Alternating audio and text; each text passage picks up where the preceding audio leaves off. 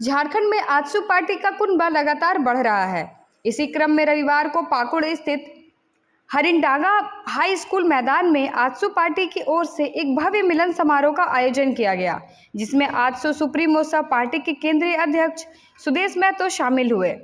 इस दौरान उनका भव्य स्वागत किया गया। सुदेश महतो की उपस्थिति में पाकुड़ के समाज सेवी अजहर इस्लाम ने अपने सैकड़ों समर्थकों के साथ पार्टी में योगदान दिया। सुदेश महतो ने अजहर इस्लाम का माला पहनाकर और पार्टी का पट्टा देकर पार्टी में योगदान कराया। इस दौरान सुदेश महतो ने वर्तमान राज्य सरकार के साथ साथ पाकुड़ विधानसभा के विधायक व पूर्व मंत्री आलमगीर आलम पर भी जमकर निशाना साधते हुए कहा कि यह सरकार हर मोर्चे पर विफल रही है। चुनाव आया तो यह ऐसी योजनाएं लाएं जिसका लाभ यहाँ की जनता को मिलने वाला ही नहीं है। इस योजना के प्रारंभ होने से महिलाएं परेशान हो रही है और उनका रोजगार भी प्रभावित हो रहा है। उमड़ी जनसभा को संबोधित करते हुए सुदेश महतो ने कहा कि पाकुड़ विधानसभा के विकास में मैंने काफ़ी अहम भूमिका निभाई है। जब मैं सत्ता में काबिज था तो इस क्षेत्र में कई विकास के कार्य करवाए। उन्होंने कहा कि पाकुड़ विधानसभा के जनप्रतिनिधि जनता के आकांक्षाओं को पूरा करने में पूरी तरह विफल रहे।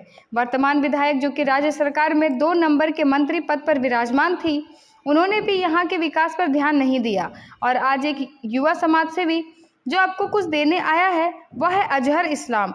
उन्होंने आज पार्टी में योगदान किया है और मैं आप तमाम जनता से अपील करता हूं कि आप जाति धर्म से ऊपर उठकर इनका समर्थन करें। इनके द्वारा जो कार्य किया जा रहा है उनकी गूंज रांची की गलियों में भी है।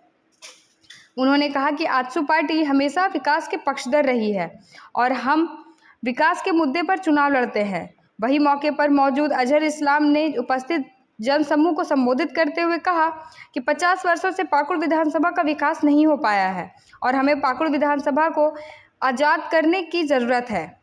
यहाँ से ऐसे प्रतिनिधि को चुनकर भेजना है जो इस विधानसभा का समुचित विकास कर सके। मैं आप लोगों से वादा करता हूँ कि जो काम पिछले 50 वर्षों में नहीं हुआ वह काम मैं 5 वर्षों में करके दिखाऊंगा। आप लोग मुझे एक बार विधायक बनाकर विधानसभा भेजें, मैं निश्चित ही यहाँ 5 वर्षों में जो विकास का काम नहीं हो पाया है उसे करके दिखाऊंगा। 2019 के हमारा संयुक्त रूप से ना लड़ना एक अवसर विरोधियों को यहाँ प्राप्त हुआ और उसका परिणाम आज आप देख रहे हैं। हमारी कोशिश होगी, चूँकि ये एक व्यवहारिक हमारा गठबंधन है और कमिटेड हमारा आजसू इस क्षेत्र को लेकर है, इस माटी को लेकर है, मैंने कहा दीवानगी है इस राज्य को लेकर और भारतीय जनता पार्टी के आशीर्वाद से ही ये प्रदेश का गठन हो पाया।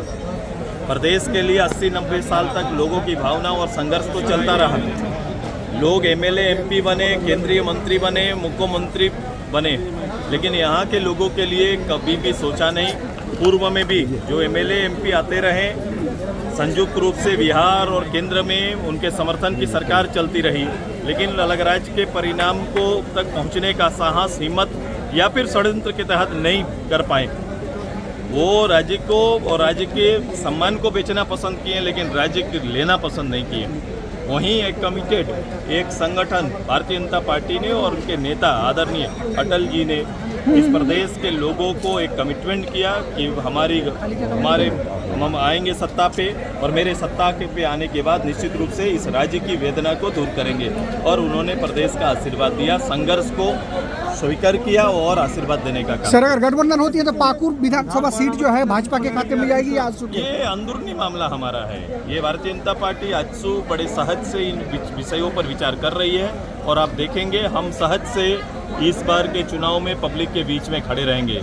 हमारा एजेंडा इस गिनती से ज़्यादा हम प्रदेश के अंदर में लोगों के विश्वास को जीतना और जो क्षति हुई है इस 5 साल में, उस क्षति को हम लोग कैसे पूर्ति कर पाएँ और एक बेहतर नेतृत्व प्रदेश को कैसे दे पाएँ, लोगों के बीच विश्वास कैसे स्थापित कर पाएँ, ये तैयारी हमारी है। और निश्चित रूप से जहाँ तक संकल्प प्रज्ञा का बात है, निश्चित रूप से संकल्प प्रज्ञा में आजसू रहेगा।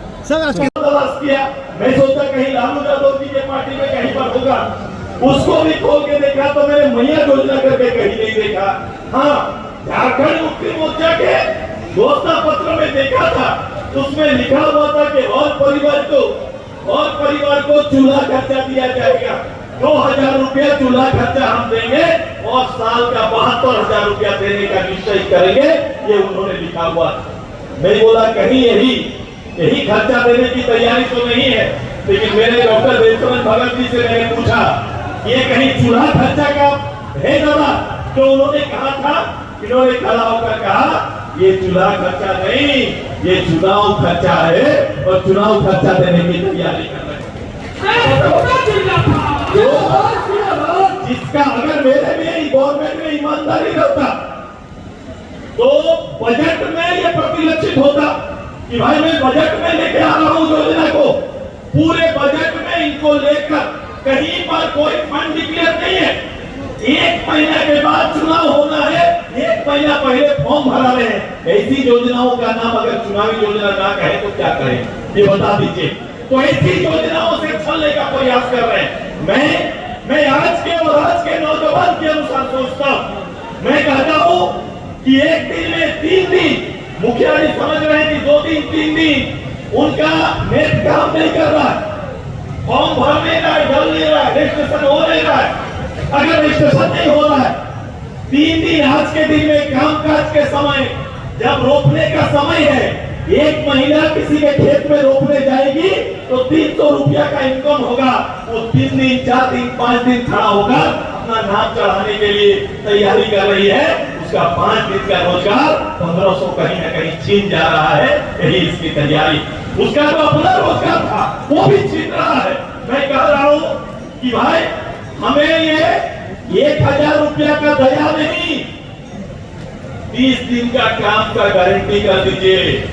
जिस दिन परिवार के सदस्यों को 30 दिन का न्यूनतम नॉन स्किल प्रोग्राम के अंदर भी हमें काम मिल जाएगा गांव में बैठकर, तो घर में बैठे एक परिवार एक महिला